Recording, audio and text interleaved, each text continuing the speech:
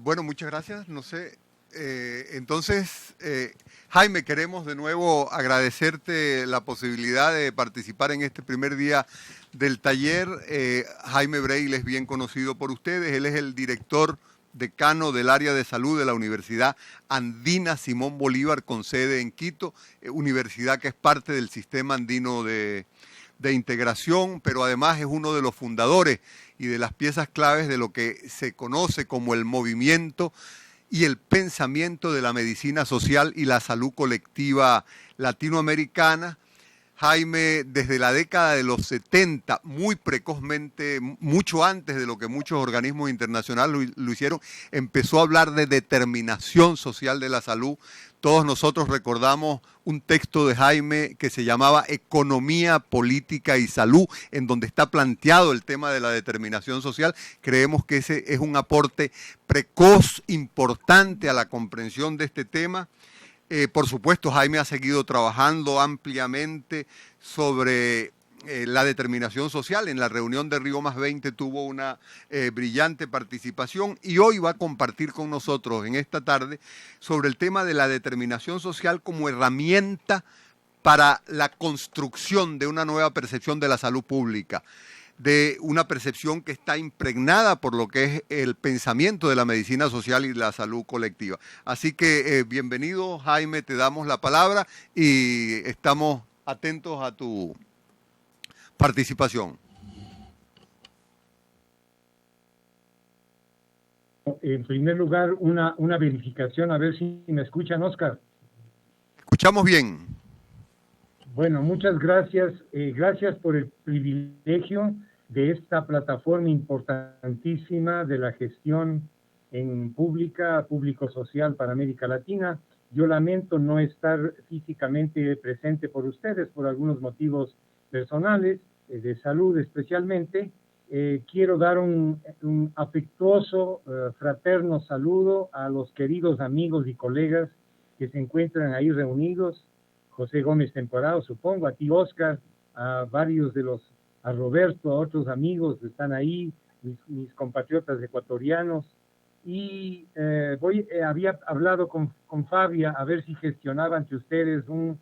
periodo de una gracia de unos minutitos extras a los 20 minutos que me habían dado. No me pasaré mucho de eso, voy a tratar de ser respetuoso con el tiempo. Bueno, hablar de una determinación social de la salud como herramienta de ruptura es colocarnos en una postura político-epistemológica de ruptura, ¿no es verdad? Es decir, de la necesidad de un cambio profundo.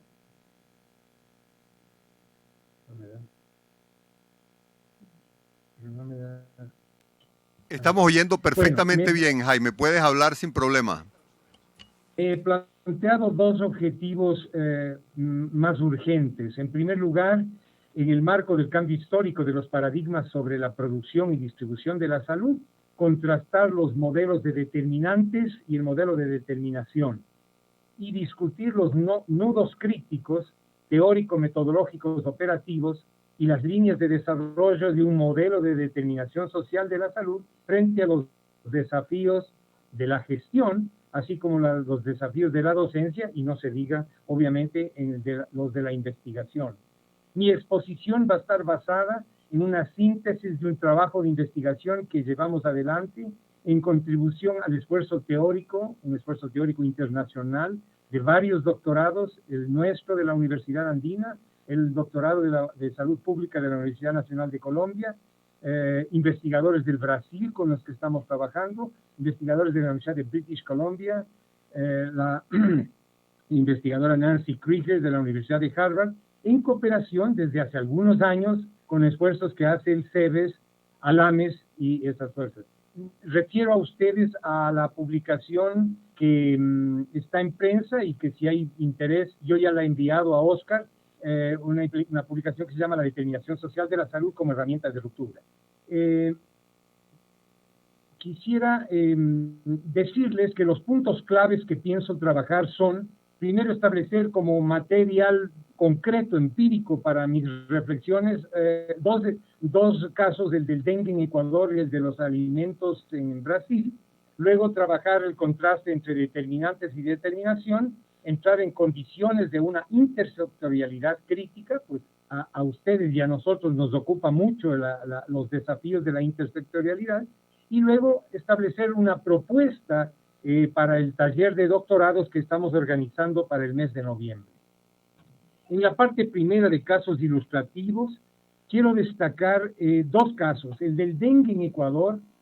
En este caso, mencionar que generalmente se establece en la salud pública convencional un problema como el dengue se focaliza en el análisis del plano empírico de los factores causales, normalmente reconocidos como riesgos, y entramos en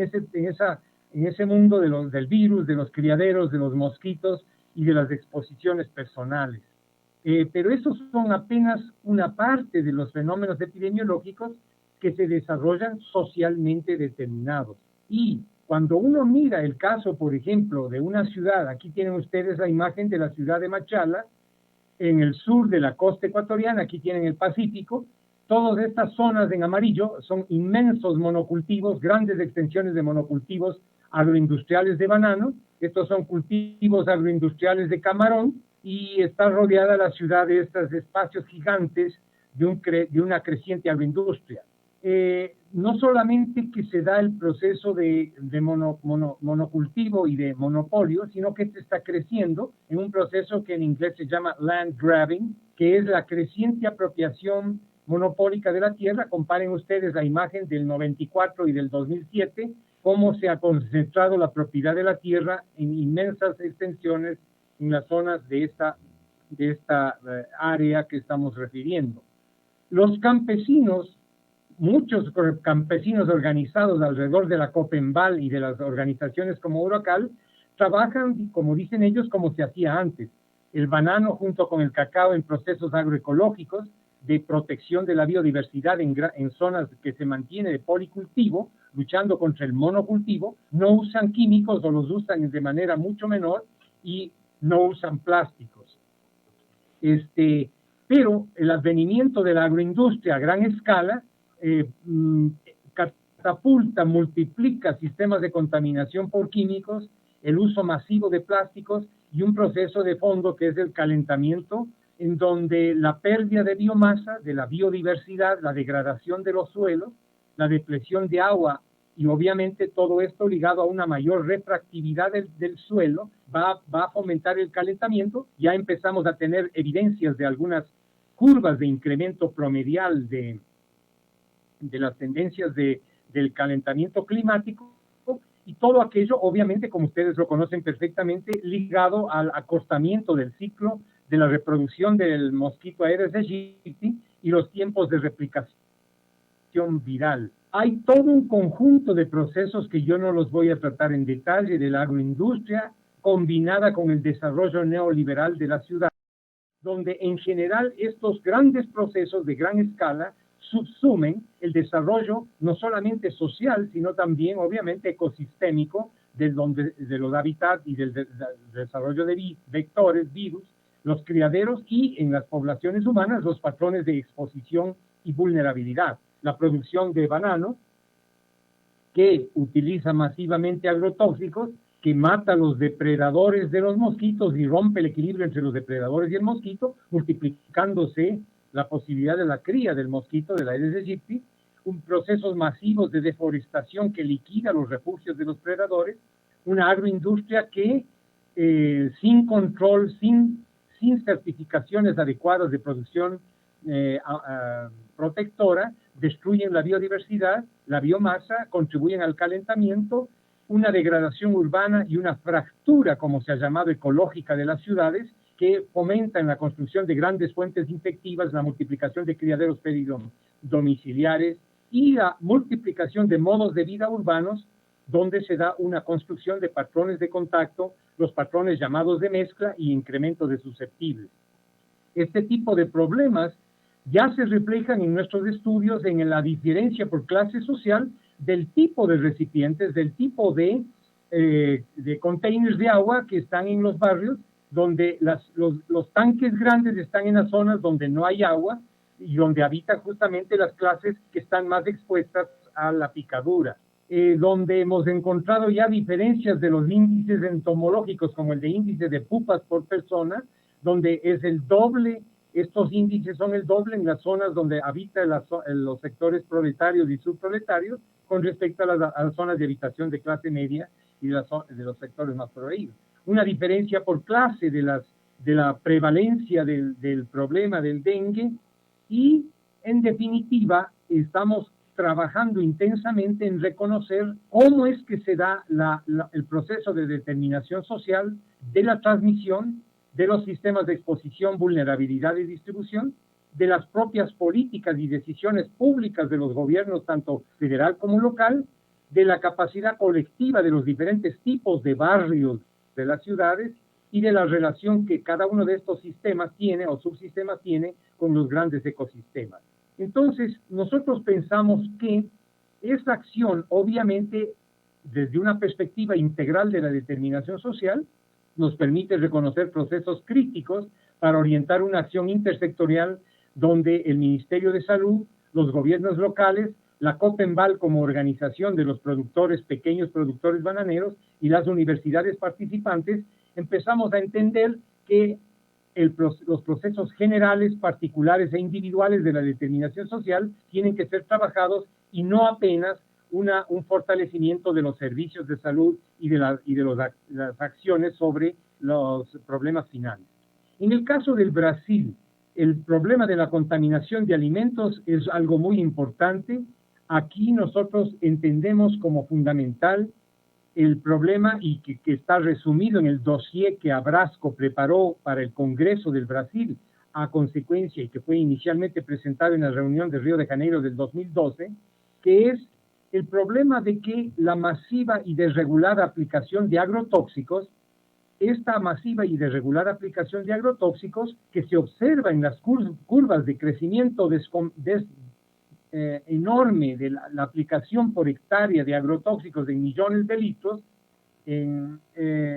está ya empezando a detectarse en la presencia de en una muestra de por cada 100 alimentos de una muestra nacional de alimentos en el Brasil, 28% tienen la presencia de químicos prohibidos y 35% tienen la presencia de químicos. Cuestión muy preocupante que se observa en la lechuga, que se observa en el pimiento, que se observa en la zanahoria y en todos los productos de alimentos que se consumen en el Brasil,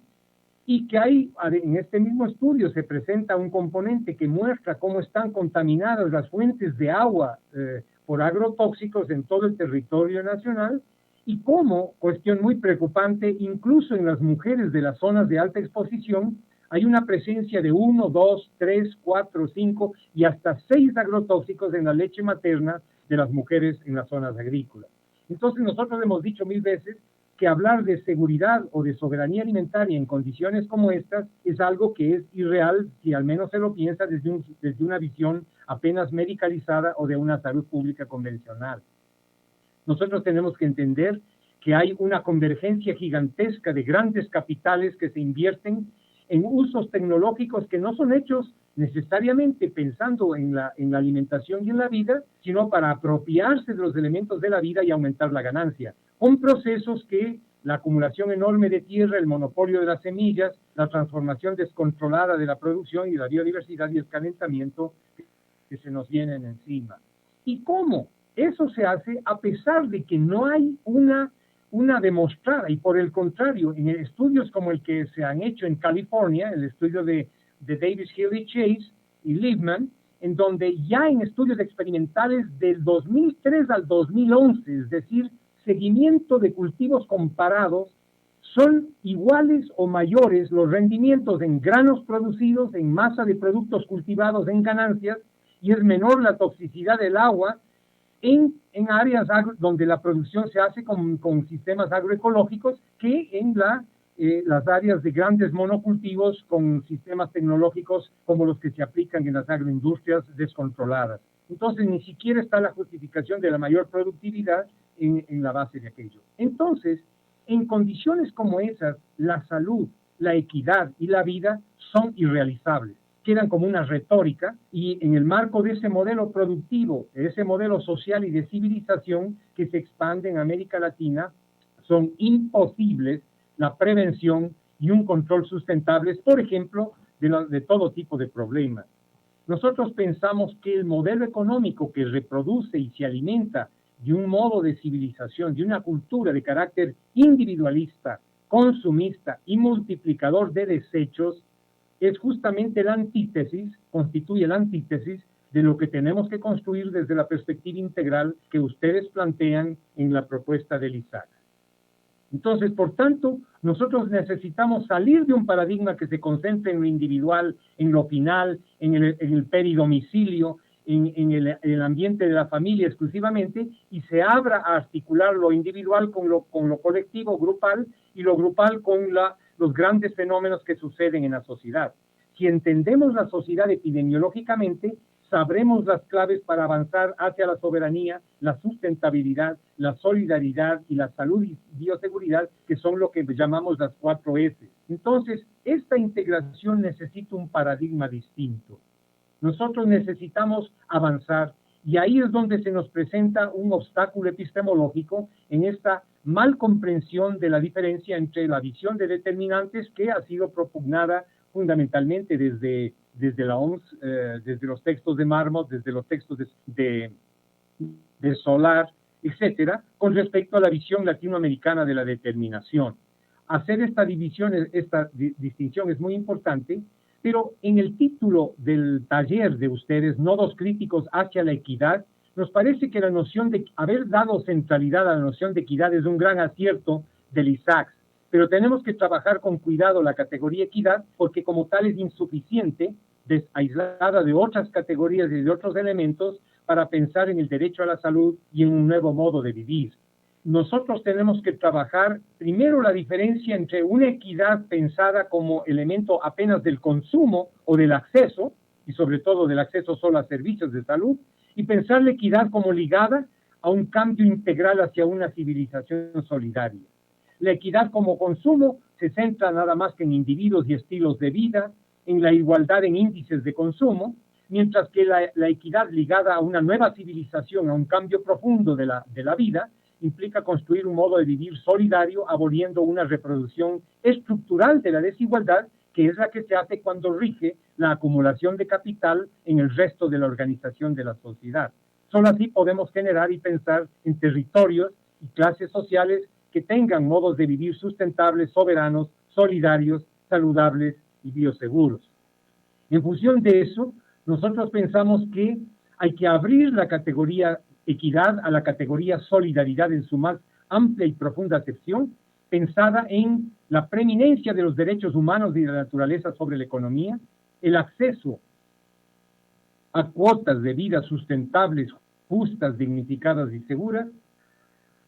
un consumo consciente y definición consensuada de la necesidad, un manejo responsable del metabolismo sociedad-naturaleza, un balance de recursos presentes y futuros, una justicia cultural e identidad plena, etcétera, etcétera. Es decir, tenemos que pensar la amplia visión de una solidaridad en la que insertamos, obviamente, la equidad como una de sus consecuencias. Estamos planteando que la noción de determinación social nos debe abrir a la lucha por las 4 S de la vida, sin las cuales no es posible construir una epidemiología real, una salud pública emancipadora y transformadora. Cuando decimos 4 S, estamos hablando de, repito, hasta el cansancio, la sustentabilidad en los modos de vivir y de producción, la soberanía, la solidaridad y una visión de salud y bioseguridad integral que se realicen en todos los espacios de la vida, el espacio de la producción y lugar de trabajo, el espacio del consumo, de la cotidianidad familiar, del hogar, de la movilidad, los espacios de la organización política, los espacios de la construcción cultural y los espacios de la relación con la naturaleza. En esas 5 dimensiones, el cumplimiento de las 4 S de la vida son para nosotros la brújula, son el norte de a dónde debemos apuntar en la lucha de la salud pública. Y entonces, para eso es importante contrastar la visión de determinantes de la visión de determinación. En el texto que yo he circulado y que le he entregado a Oscar, consta un detalle de estos argumentos que yo les voy a dar ahora a vuelo de pájaro, porque tengo poco tiempo. Pero ubico esta distinción entre determinantes y determinación en la historia de los paradigmas, en las rupturas que Latinoamérica ha tenido que ir haciendo para ir construyendo el método de la epidemiología crítica. Y para eso es importante ubicar cuáles van a ser los criterios para analizar esos paradigmas. Pensamos que una cosa fundamental es pensar en la salud como una noción compleja y polisémica, es decir, la salud como praxis, la salud como objeto de la realidad y la salud como sujetos o cosmovisiones o marcos interpretativos. Tres elementos inseparables y que lamentablemente en las epidemiologías clásicas convencionales se rompen y se divorcian artificialmente. Aquí nosotros les presentamos en el documento que les dimos una matriz en la cual estamos trabajando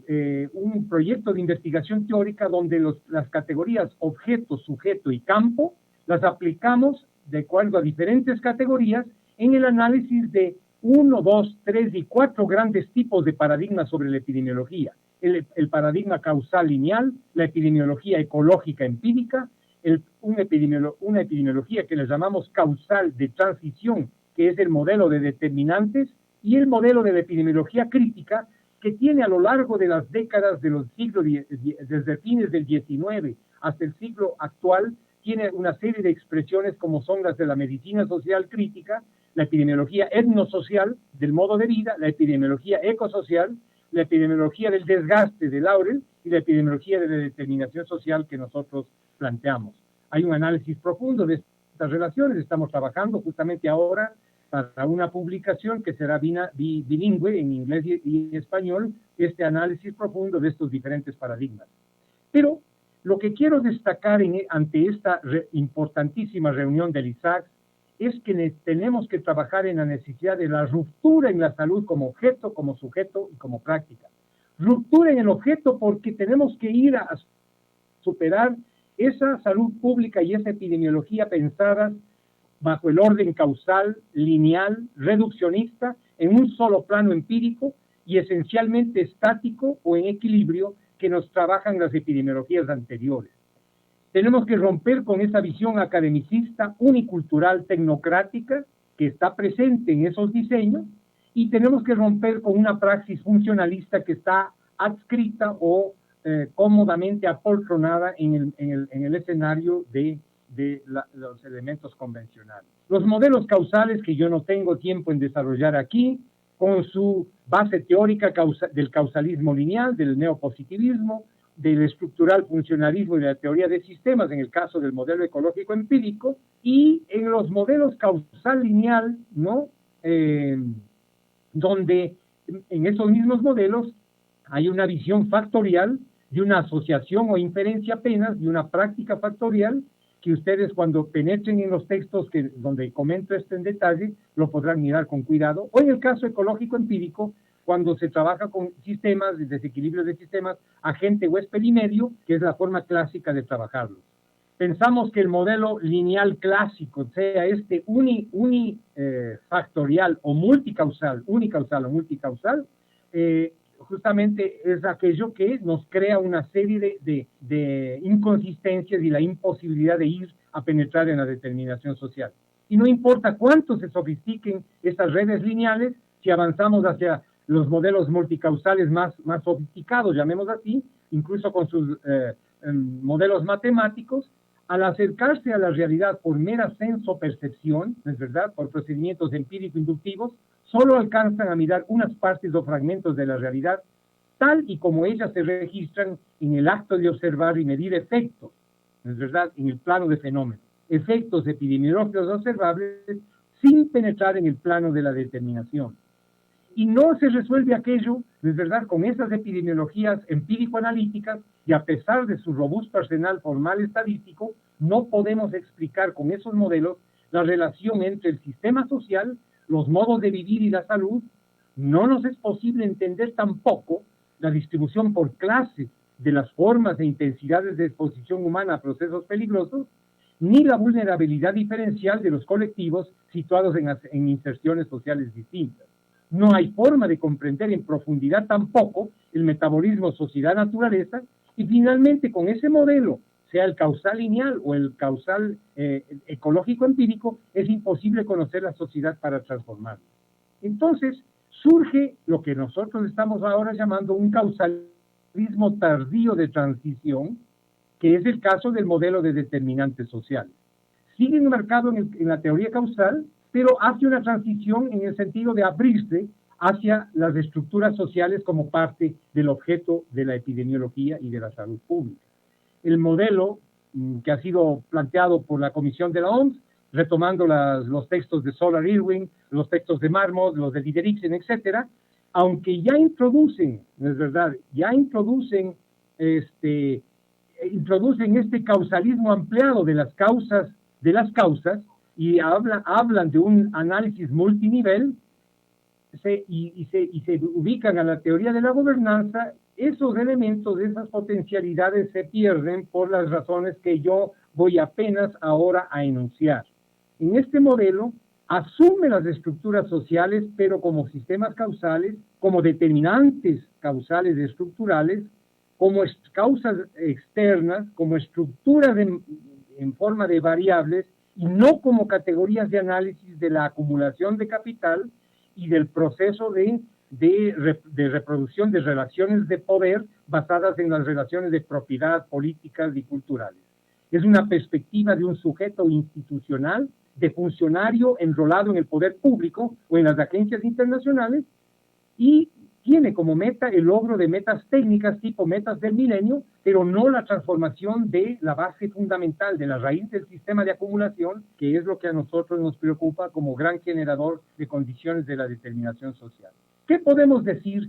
avanzando en síntesis, una crítica al modelo de determinantes? Que, como convierte a las estructuras en variables y no en categorías de análisis del movimiento histórico de la acumulación, no puede ofrecer una crítica directa de la organización social, de la sociedad de mercado y de sus rotundas consecuencias de la salud. No analiza el proceso radical de acumulación económica y de exclusión social como eje de la reproducción ampliada de la inequidad social, ni tampoco aborda el metabolismo sociedad-naturaleza. Las categorías analíticas causas estructurales que sí se mencionan en el modelo, y por eso los llamamos de transición, aparecen como abstracciones formalmente sonoras, pero vaciadas de contenido crítico y de movimiento. Determinantes estructurales de inequidades, determinantes intermedios, etcétera, son elementos que están presentes, pero que han perdido su fuerza explicativa cuando han sido desdoblados en un sistema causal reduccionista y lineal. Asumen, como nosotros ya lo habíamos hecho en la década de los 70, las dimensiones de lo general, lo particular y lo singular, pero convirtiéndolas en niveles de variables o de factores causales, y al hacerlo arman un modelo más bien para trabajar acciones focales de gobernanza, en lugar de trabajar la relación entre el orden histórico de la acumulación de capital, el correspondiente modo civilizatorio del capitalismo respecto a la salud. Si bien proyectan una crítica social, los estamos llamando modelo de transición, interesante, proyectan una crítica social y el discurso de una epidemiología integral, lamentablemente recaen en una ruptura fallida y de recuperación funcional de los vicios interpretativos del causalismo. Coloca en el eje de la praxis la noción de gobernanza. Quizás esto es interesante. La gobernanza es una categoría que hay que analizarla despacio, con cuidado, y creo que tiene potencialidades interesantes, ¿no? Porque alude a un nuevo estilo de gobierno, distinto del modelo de control jerárquico, pero también dice, hay que tomar distancia del mercado, caracterizado por un mayor grado de interacción y de cooperación entre Estado y los actores no estatales en el interior de redes decisionales mixtas entre lo público y lo privado. Interesante perspectiva, que si bien este paradigma plantea la superación del control jerárquico o vertical por parte del Estado, plantea el principio de acabar con el principio neoliberal del control del mercado y la apertura hacia una gestión de salud participativa y reticular, y ahora hay un gran debate sobre la riqueza y las flaquezas y los errores de la noción reticular de la acción. Hay todo un debate sobre las redes, y eso está en la gran discusión teórica, política, de la sociología contemporánea, de la antropología contemporánea, y este hecho de difuminar los límites entre los sectores público y privado puede ser un arma de doble filo dependiendo de las relaciones de poder donde aquello se debata. Estas tendencias democratizantes, sin embargo, son irrealizables a nuestro modo de ver en sociedades donde rige la acumulación y el monopolio. Más bien, los años de trabajo nos han enseñado que en contextos determinados por grandes asimetrías en las relaciones de poder, las buenas intenciones y conceptos como estos terminan convertidos en armas de hegemonía. Pues quien define a dónde nos lleva, por ejemplo, el que se borre el límite entre lo público y lo privado, no es la buena intención de actores técnicos, de buena gente como nosotros, gente académicos o técnicos de clase media, sino que eso se dirime en las grandes relaciones de poder que son las que dictan, en última instancia, tras de los discursos, las políticas de facto, las políticas reales. Entonces, por eso nosotros requerimos trabajar con otras herramientas y otra visión de la política. Y eso es lo que pretende el modelo de la epidemiología crítica, un modelo en el cual hay una gama de potencialidades. Tenemos desde las potencialidades gestadas a fines del siglo XIX y comienzos del XX, Paredes, Allende, Siggeris, Rosen, Sander, etcétera, de la economía política y materialismo histórico aplicados a la salud, la epidemiología etnosocial de Almeida con su etnografía crítica, la epidemiología ecosocial de Krieger con su economía política, ecología crítica y biología crítica de la salud, la epidemiología del desgaste de Laurel con su economía política y teoría crítica del Estado, y nuestras aportaciones que están ligadas al realismo crítico, a la economía política, a la ecología política y a la biología crítica también. Son constructos que tienen énfasis, riquezas, que hay que buscarlas, que hay que articularlas, que hay que entenderlas en profundidad, y que tienen formas de construir el objeto, el sujeto y la praxis, que yo no tengo tiempo este rato en detenerme en esos detalles, pero aquí al entender cómo es que cada uno de estos paradigmas que llamaríamos modelos críticos, o que son expresiones o modelos críticos del paradigma de la visión crítica de la acumulación del capital, estarían dadas, y no insisto aquí, me curo en sano, no estoy hablando de acumulación de capital porque tengo una noción economicista de la interpretación de la realidad, sino porque creo que este elemento es el rector de la reproducción social donde juega la dialéctica de la construcción de formas político-culturales de nuestra sociedad. Nosotros planteamos, en el caso de nuestra propuesta de la epidemiología crítica, un sistema de contradicciones general, particular, individual, ligado a la acumulación de capital y al modo de civilización actual, al metabolismo de sociedad-naturaleza y a las relaciones de poder político-culturales como una complejidad que se mueve y que genera todo este gran proceso de determinación social de la vida, la subsunción de la naturaleza y de lo biológico y de las formas menos complejas de las más complejas, y la oposición y la contradicción que se da frente a la construcción de las 4 S de la vida. Un sujeto intercultural emancipador que trabaje sobre el sistema de contradicciones, liberándolas del modo de reproducción supeditado a la acumulación y a la civilización actual, individualista y consumista, y una transformación de las relaciones de poder, del poder público social y de los procesos críticos de la determinación social. Dependemos profundamente, estamos colaborando con el Ministerio de Salud del Ecuador en lo que nos permite hacer nuestras limitadas capacidades en la generación de una construcción público-social de la gestión. Les planteamos aquí la importancia de entender que la sociedad, los modos de vida de los grupos, los estilos de vida individuales y finalmente los organismos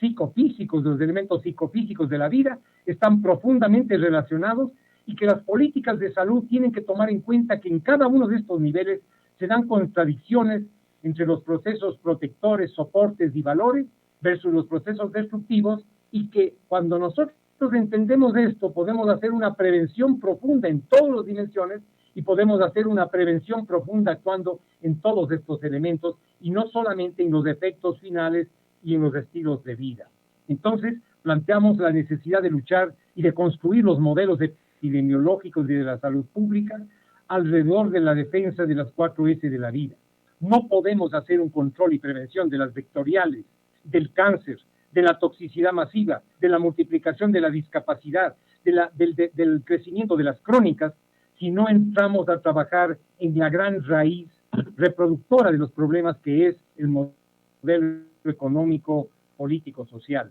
Y entonces la determinación social empieza trabajando esta gran dialéctica entre la sociedad y la naturaleza, la determinación social en todas esas dimensiones, tanto a nivel del ambiente, de la vida, de la Pachamama, de la naturaleza, cuyos derechos tenemos que proteger, al margen de lo humano, y de los derechos humanos y de salud que en conjunto nos permiten construir la gran determinación social de la vida. Yo me he permitido mover en estos aspectos conceptuales, destacando las primeras rupturas necesarias de la epidemiología crítica, la determinación social como superación del causalismo,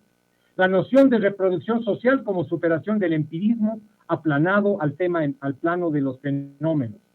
la concepción dialéctica de la relación sociedad-naturaleza como superación del ecologismo empírico, la crítica al uso empirista de las técnicas y la prevalencia de un enfoque cuantitativista, la distribución de las condiciones de salud más allá de los estratos empíricos, condiciones de clase, de relaciones de poder,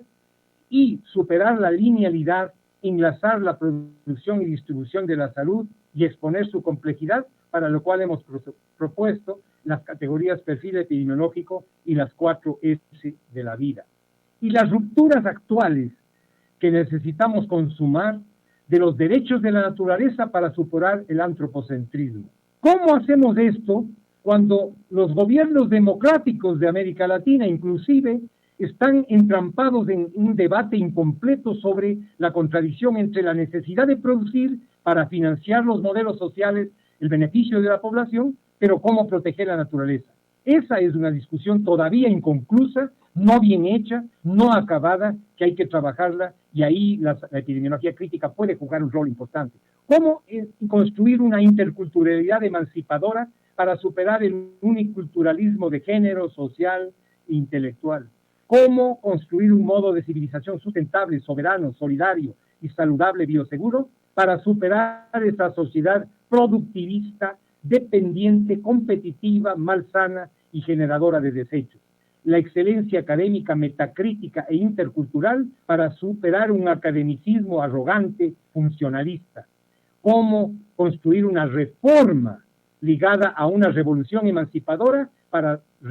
superar el reformismo funcional de la salud pública?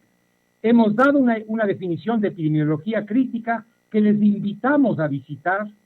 y que la vamos a proponer en los foros de discusión técnico y de docencia y de investigación. Y, en síntesis, el paradigma de la epidemiología crítica latinoamericana de la era moderna se ha forjado en rupturas. Una primera ruptura con la epidemiología clásica y el multicausalismo lineal.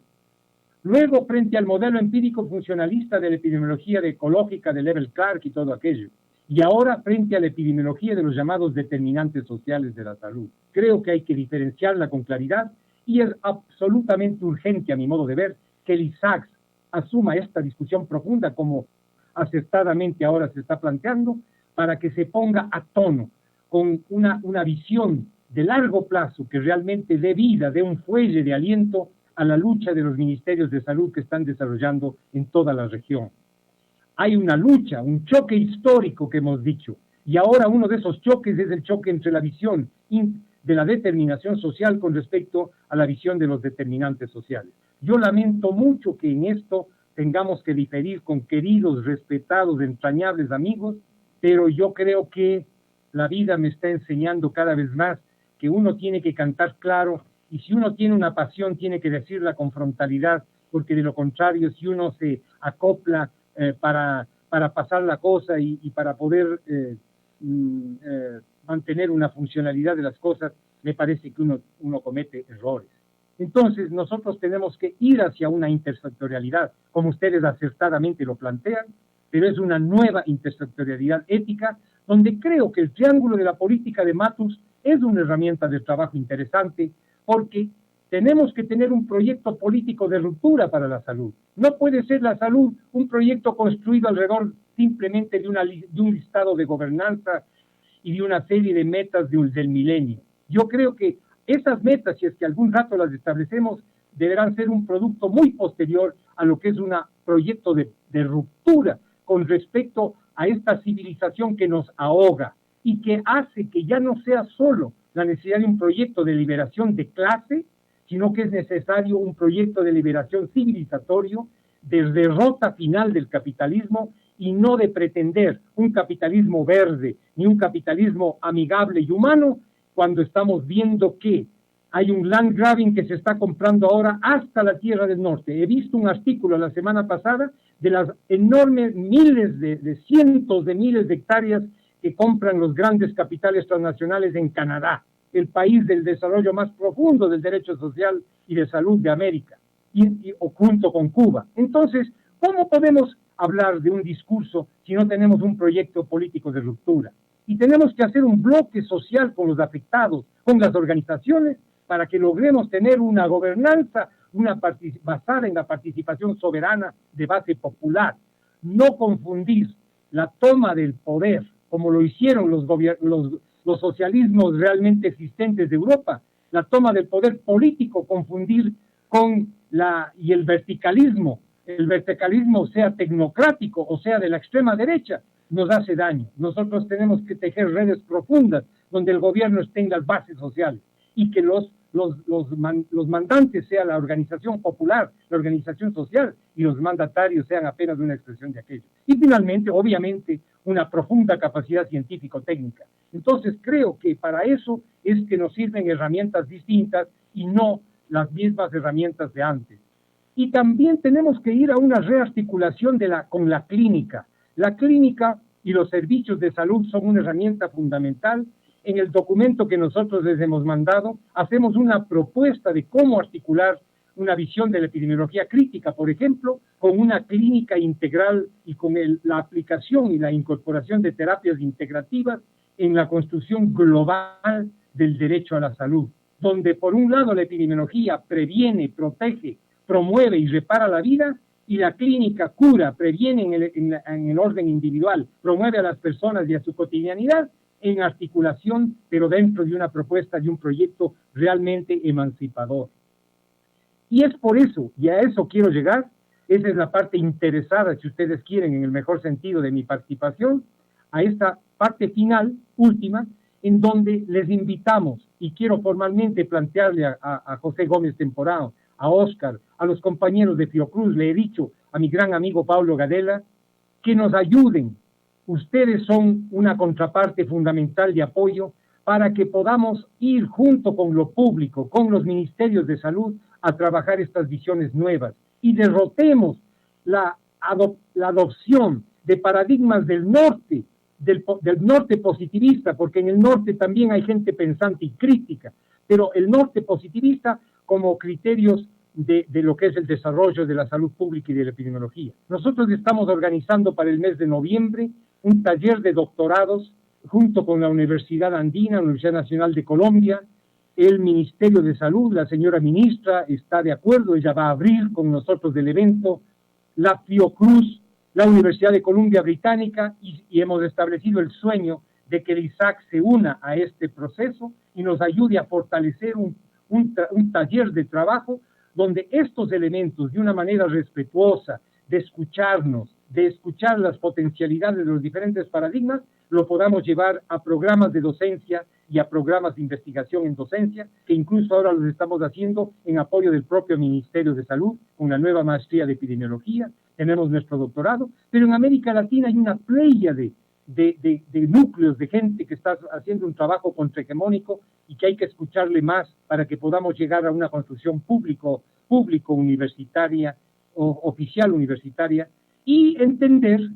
que la única cosa que interfiere con nuestro aprendizaje muchas veces es la educación que nos dieron en los centros de entrenamiento que trabajan con paradigmas tradicionales. Tenemos que derrotar esos paradigmas con un pensamiento soberano, con un pensamiento autárquico, con un pensamiento contrahegemónico que insuma a esta riqueza de la nueva salud pública todos los pensamientos críticos que la humanidad ha generado para derrotar finalmente al capitalismo y a la acumulación de capital, que la veo en mis narices. Cada vez que hago más investigación, lo veo con más claridad. Ahí está el gran problema. Una civilización en la que ahora ya no solamente podemos decir que tenemos que superar la barrera de clase, de las grandes diferencias de clase en el derecho a la salud, sino que tenemos que luchar por la supervivencia de la más amenazada de las especies, que es la especie humana. Y para eso las entidades públicas, las universidades públicas, tenemos que ir a un conocimiento crítico, a la generación de instrumentos técnicos que acompañen el cambio. Yo le he dicho a Paulo Gadela, no, yo sueño con un día en que pueda trabajar más de cerca con Fiocruz y con los enormes grupos brasileños en lo que es la certificación de una producción como elemento de integración regional. Las herramientas para el control social, la veeduría y rendición de cuentas, los mecanismos de construcción intercultural e interdisciplinaria y, en general, a base de eso, el empoderamiento democrático de la salud pública de las colectividades. En función de eso, tenemos que estar claros de que la ciencia, la epidemiología crítica, la salud colectiva, como cualquier otra operación simbólica, son expresiones transformadas, subordinadas, transfiguradas y algunas veces irreconocibles de las relaciones de poder de una sociedad. Es verdad, compañeros, ustedes saben muy bien, ustedes son luchadores que saben muy bien que lo que estoy diciendo es así, y no podemos hacerle el juego a los grandes sistemas. Y en función de aquello es que les invitamos a apoyarnos en este trabajo que estaremos haciendo para docencia y para investigación en noviembre, y estoy listo a participar con ustedes en la medida en que sea esto necesario en todos los debates y discusiones que hagamos. Gracias por el privilegio de abrirme este foro fundamental del ISAC.